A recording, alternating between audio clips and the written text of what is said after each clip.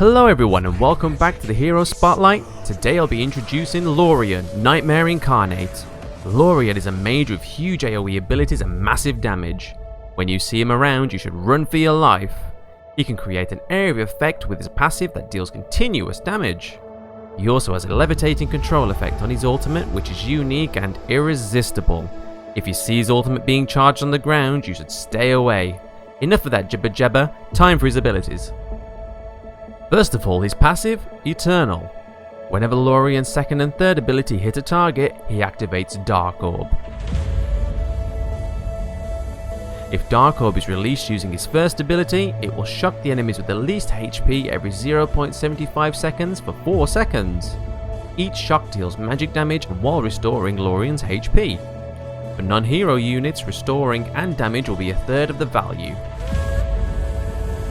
Now if the Dark Orb is Lorion, the activated Dark Orb will shock all units within range every 0.75 seconds for 4 seconds. Both the dealt damage and restoring effects will be the same. Now for his first ability, here's what I think. Lorion moves his Dark Orb to the target location, which can be casted twice. Casting it for the third time will return the sphere to Lorion. Whenever the sphere moves, it will deal magical damage to all the units in its path. After second casting, when the sphere reaches its final location, it will create a surge of dark energy between its final location and starting point. The surge will deal magic damage and slow the units along this path by 30% for 1.5 seconds. If Lorion is too far away from his Dark Orb, it will automatically teleport back to him and reset its cooldown. It will be reset by 50% if the orb is at second stage and 25% if it's at first stage. Time for his second ability, Darkness Falls.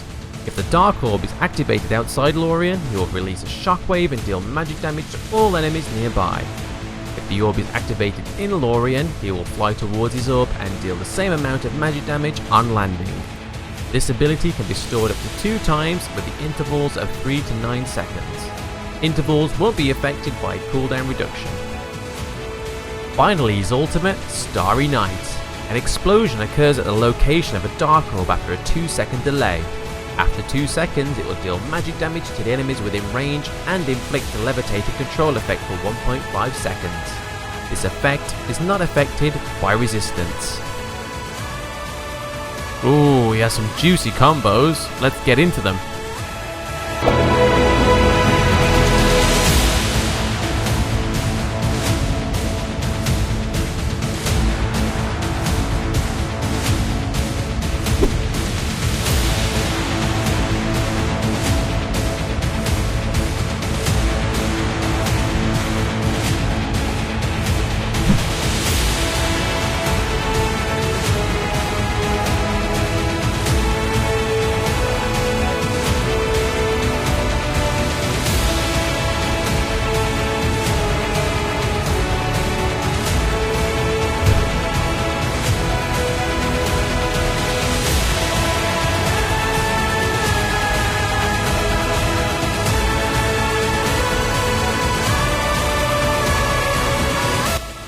Lorion's passive is quite useful in fights. You can deal continuous damage to enemies all while healing yourself.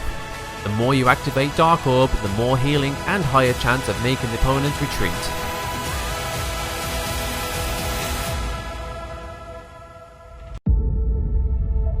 When you're being chased by the enemy, you can quickly use your first ability twice to create a line that will slow them down for a short enough time. But we recommend you use your first ability away from the enemy and chain your second ability to jump on it and have higher chance of escaping. When it comes to your ultimate, well, there's nothing really much I can say. It applies levitating control effects to everyone within range, but keep it in mind if there's no enemies within range when it explodes, nothing will happen and it will be completely wasted.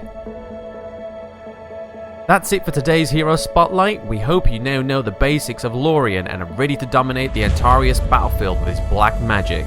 If you have any feedbacks, feel free to leave it in the comment section below. Hope to see you guys on the next Hero Spotlight and stay safe.